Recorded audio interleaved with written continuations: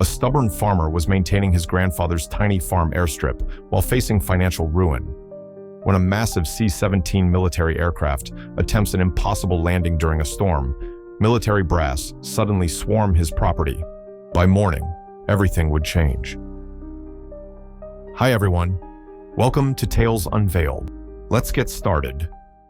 Tom Anderson climbed onto his ancient tractor just as the first hint of dawn colored the Kentucky sky. At 62, his body complained with each movement, but the farm wouldn't work itself. He glanced toward the eastern field, where his grandfather's landing strip cut a straight path through his struggling soybean crop.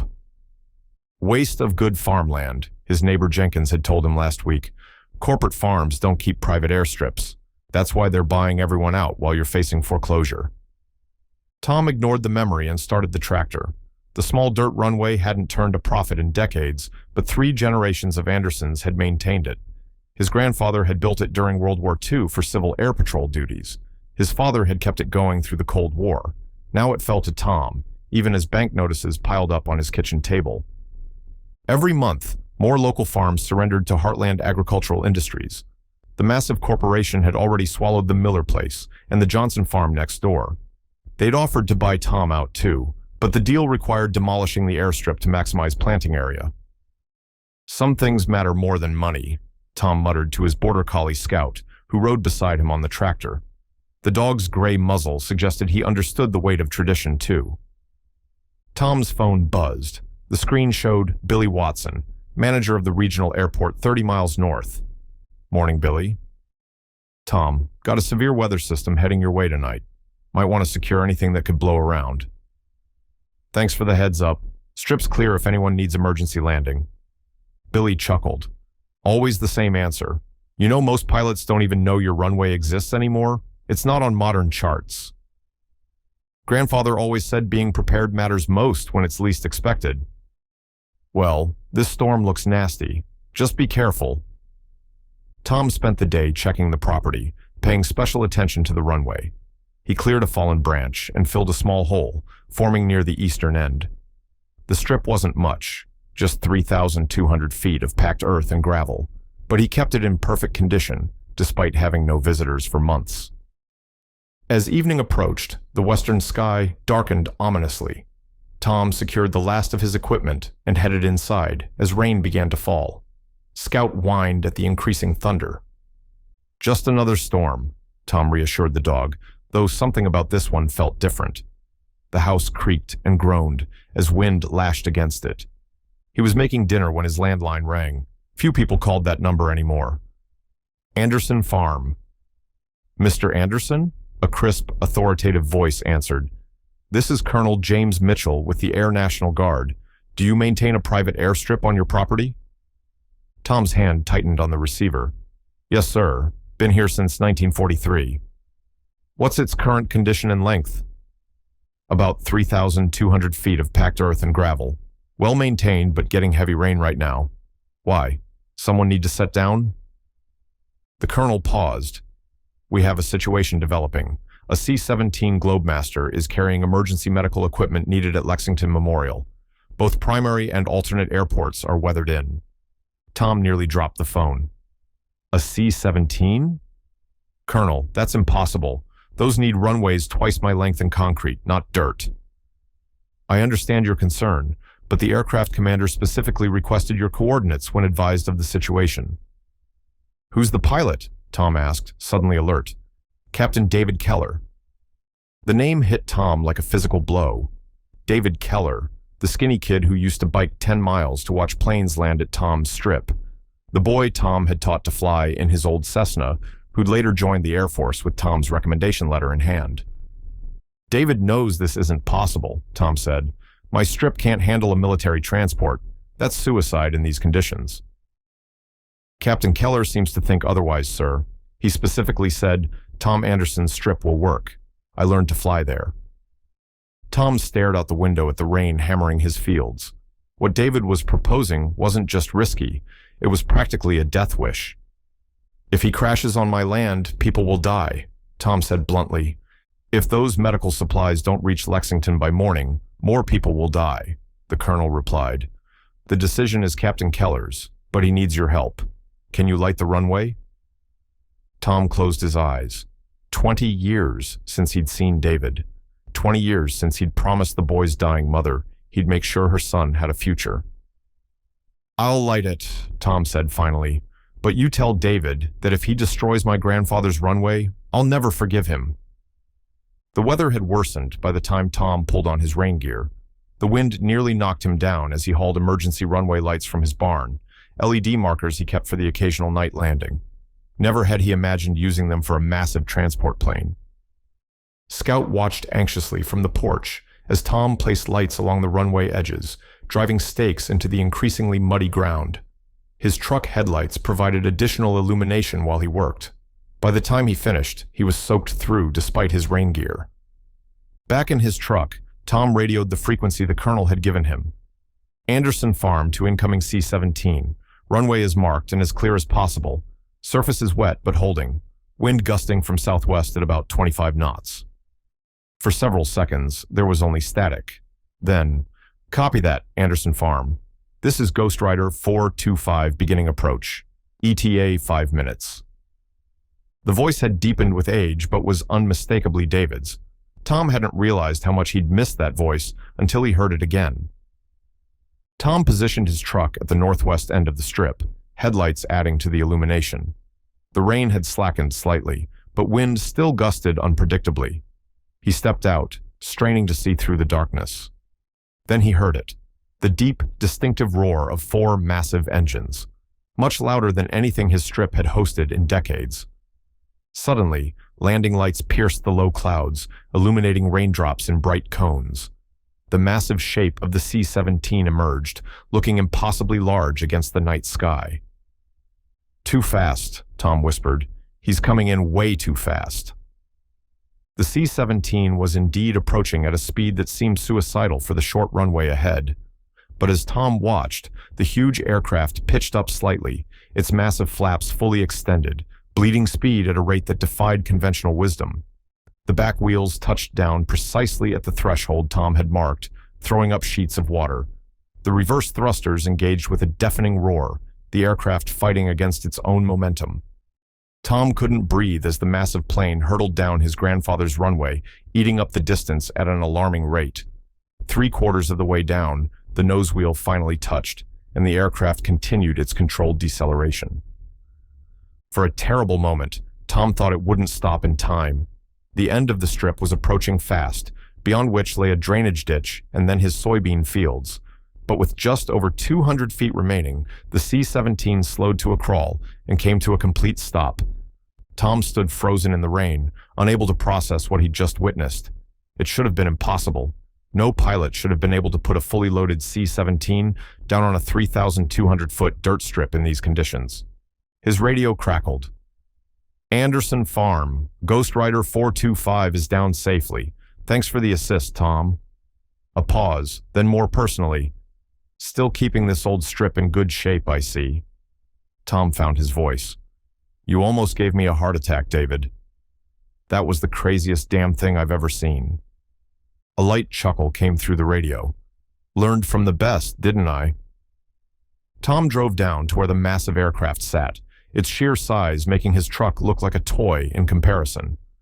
The rear loading ramp was already lowering, and figures in Air Force uniforms emerged, moving with purpose despite the rain. A tall man in a flight suit approached as Tom parked. Despite 20 years, Tom recognized him immediately, the skinny teenager now replaced by a broad-shouldered Air Force captain with short-cropped hair and confidence in his stride. "Tom Anderson," David said, extending his hand with a wide smile. "Bet you never thought you'd see a C-17 on your runway." Tom shook his hand firmly. "Bet you never thought you'd be crazy enough to put one down here. You're looking good, David." "You too, sir." David glanced back at the aircraft. "We need to offload quickly. Those supplies are needed urgently in Lexington." Tom nodded. "What do you need from me?" "Space in your barn to stage the equipment until the transport trucks arrive, and maybe some of that terrible coffee you used to make." Despite everything, Tom smiled. Coffee hasn't improved any. For the next hour, Tom helped the Air Force crew move specialized medical equipment from the aircraft to his barn. He learned they were transporting emergency ECMO machines, advanced life support equipment needed for critical patients at the university hospital. "How long will you be grounded?" Tom asked as they worked. "Until this weather breaks," David replied, "and until I figure out how to get a fully loaded C-17 off a 3,200-foot dirt strip. Getting down was the easy part." Tom raised an eyebrow. "Easy?" David grinned. "Well, easier than getting back up will be." By midnight, they had everything transferred to the barn, tarped and ready for the transport trucks that would arrive at dawn. The storm had finally begun to ease, though rain still fell steadily. In Tom's small kitchen, Air Force personnel crowded around the table, grateful for hot coffee and shelter. Tom and David sat in a corner, catching up on 20 years of life. "So," Tom said quietly, "a C-17 pilot. Your mom would be proud." David's expression softened. "I think about her every time I fly, and about you, and what you did for us after she got sick. Anyone would have helped." "No," David said firmly. "Not anyone would have given flying lessons to a 16-year-old with no money. Not anyone would have written a recommendation to the academy for a kid from nowhere." Tom shrugged. "You had talent. Best natural pilot I ever saw." David looked around the kitchen with its dated appliances and worn countertops. "The farm looks smaller than I remember." "That's because it is smaller," Tom admitted. "Had to sell the east section last year. Corporate outfit's been buying up everything in the county." "Heartland Agricultural?" Tom nodded. "You've heard of them?" "They've been buying farmland all over the state." David studied Tom's face. "How bad is it?" Tom sighed. "Got about 6 months before the bank takes the rest. Can't compete with their operation, their equipment. Times change." "But not this landing strip," David noted. "You've kept that perfect." "Grandfather would haunt me if I let it go," Tom said with a small smile. "Besides, pilots still need it sometimes." As dawn approached, the storm finally cleared. David stepped onto the porch, studying the sky. "Weather's breaking," he observed. "Transport trucks should be here soon." Tom nodded. "What about your takeoff?" "Strip's going to be softer after all that rain." David's expression turned serious. "That's what I need to discuss with you. We've run the calculations. Even unloaded, it's going to be tight. We'll need every inch of your runway, and we'll need to reduce weight as much as possible." "Meaning?" "Minimal fuel load, just enough to reach Louisville. And," he hesitated, "we may need to extend the runway a bit." Tom frowned. "Extend it how?" "The drainage ditch is right at the end. If we could flatten some of your field beyond the drainage ditch, it would give us a safety margin." Tom stared at him. "You're talking about plowing under my soybean crop." "Just about an acre," David said quietly. "I know it's a lot to ask. The Air Force will compensate you fully." Before Tom could respond, a rumble of engines announced the arrival of the transport trucks from Lexington. The medical equipment was quickly transferred, and the trucks departed. Soon after, a staff car arrived, and Colonel Mitchell stepped out. He approached Tom with formal military bearing. "Mr. Anderson, on behalf of the United States Air Force, I want to thank you for your assistance last night. Your actions directly contributed to saving lives." Tom nodded awkwardly. "Just doing what needed doing." David joined them. "Sir, we've completed weight reduction and are preparing for departure. The runway situation is challenging." Colonel Mitchell looked at the massive C-17 sitting at the end of Tom's modest landing strip, an incongruous sight against the backdrop of Kentucky farmland. "Captain Keller assures me he can get that aircraft off your property safely," the colonel told Tom. "However, there is the matter of collateral impact." "How much of my field would you need to clear?" Tom asked. "Approximately 1 acre," David replied. "We'd need to fill in part of the drainage ditch and level the ground beyond it for safety." Tom looked out at his fields, at the soybeans he'd planted just weeks earlier. In good years, that acre might yield enough to cover a mortgage payment, but the fact remained, he was going to lose this farm anyway. "Do what you need to do," he said finally. Within an hour, Air Force ground personnel had arrived with equipment. Tom watched as they efficiently filled part of the drainage ditch and flattened the section of field beyond it, creating a makeshift extension to his grandfather's runway. Word had spread through the local community. Vehicles lined the rural road alongside Tom's property, people standing beside them with phones raised to record the unprecedented event. Tom recognized many faces, neighbors who'd watched his financial struggles, local pilots who'd used his strip over the years, even the banker who held his mortgage. David completed his final checks and climbed aboard. The crew sealed the aircraft, and the massive engines began to spool up, their roar drowning out all other sounds across the farm. Tom stood at a safe distance with Colonel Mitchell, watching as the C-17 taxied into position, using every available inch of the runway for its takeoff roll. "He's really going to do this," Tom murmured. "Captain Keller specifically requested this mission when he heard about the emergency," the colonel said unexpectedly. "Said something about repaying an old debt." Before Tom could respond, the C-17's engines thundered to full power. The massive aircraft began to move, slowly at first, but with rapidly increasing speed. The dirt strip, still damp from the night's rain, held firm under the punishing weight. Halfway down the runway, the aircraft was moving faster, but not yet at takeoff speed. 3/4 of the way, still on the ground. "Come on, David," Tom whispered. "Get it up." The end of the original runway approached. The C-17 hit the newly flattened section, still accelerating. For a terrible moment, Tom thought it wouldn't be enough. Then, just as the aircraft reached the very end of the extended runway, the nose lifted. The main wheels followed, and the massive C-17 clawed its way into the sky with what seemed like inches to spare. A cheer went up from the onlookers as the aircraft climbed steadily, banking gently toward Louisville. Tom released a breath he hadn't realized he was holding. "Remarkable flying," Colonel Mitchell said quietly. As the crowd began to disperse, many of them approached Tom, clapping him on the back, shaking his hand. "Never thought I'd see something like that in my lifetime," said George Willis, who owned the farm supply store. "Your grandfather would be proud, Tom." Even Mark Davis from the bank approached. "That was something else, Tom. Something else entirely." 3 days later, Tom was fixing a fence when he heard vehicles approaching. Looking up, he saw 3 government SUVs pulling into his driveway. Scout barked a warning from the porch. "Easy, boy," Tom called, setting down his tools.